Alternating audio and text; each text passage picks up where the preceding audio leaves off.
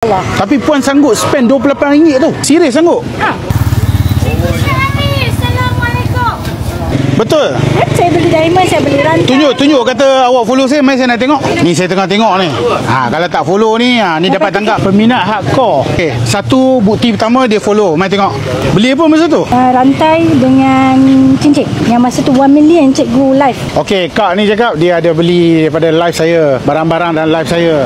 Dan dia beli masa tu live saya hit 1 juta like masa tu. Yang ni saya perlu tengok betul-betul. Habis tu dah beli barang diamond apa semua, kenapa tak beli SOS? Sebelum ni memang saya pakai SOS. Lepas tu kenapa tak tukar ke saya punya plan? Bila cikgu ada buat SOS, bantu pada yang lain tu, Alhamdulillah lah bagi diskaun yang bagus. Cikgu sanggup tak nak ambil 4 million tu. Betul. Sebab cikgu yang sampai sekarang orang tak percaya. Kalau saya bagi satu SIM card SOS, suruh activate sekarang juga, puan sanggup tak buat? Saya minta puan buat pembelian sekarang juga dekat online. Sanggup tak? boleh? Ha? Berapa ringgit? RM28? Boleh? Cepatlah, tak apa. Sama-sama kita bantulah. Niat kita membantu. Kalau saya tak boleh bantu yang banyak pun, saya boleh bantu yang sikit. Serius sanggup? Ha. RM28 sanggup beli barang tu sekarang juga? SOS kan? SOS. Tahu dia punya line tu. SIM card tu. Memang pernah berurusan dengan SOS lah before that. Oh, dia sanggup. Sebab sama-sama bantu. Macam mana ni cikgu membantu pada yang lain.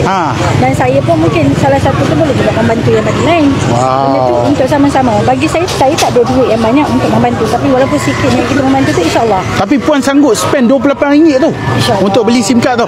Tak, orang kata SIM card tu sebenarnya boleh pakai juga. Bukan yang musuh ke apa. Walaupun saya tak pakai, boleh bagi pada anak saya. Betul? Saya tahu plan LCS tu memang bagus. Orang kata tak rugi pun kalau kita beli benda tu. Puan buat pembelian, dia orang akan rakam. Dapat pembelian tu satgi saya nak tengok betul tak puan sanggup beli depan saya ni. Puan buat pembelian tu, saya betul-betul terharu. Saya sedih. Wah. Berjaya. Tengok ni. Puan ni betul-betul buat pembelian. Saya ingatkan dia gurau. Dia betul-betul beli on the spot. Rezeki sama dikongsi. Ya Allah. Saya terharu betul ni. Cikgu pun dah orang kata sanggup 4 million tu spend untuk benda ni, untuk rakyat, untuk orang ramai, ikut kemampuan yang ada, insyaAllah. Maksud ni jujur saya cakap. Puan buat pembelian ni, kalau kata saya tak beli apa-apa barang pun, puan sanggup lagi beli? Boleh. Puan tak peduli pun? Yalah, lagi satu SOS tu memang saya dah tahu lah pun. Dan support sama support lah, bantu. Dan puan ni beli juga SOS depan saya. So bila orang beli ni, apa kita kena buat guys? Puan banyak kali sebut rezeki pada Allah, rezeki pada Allah, rezeki pada Allah.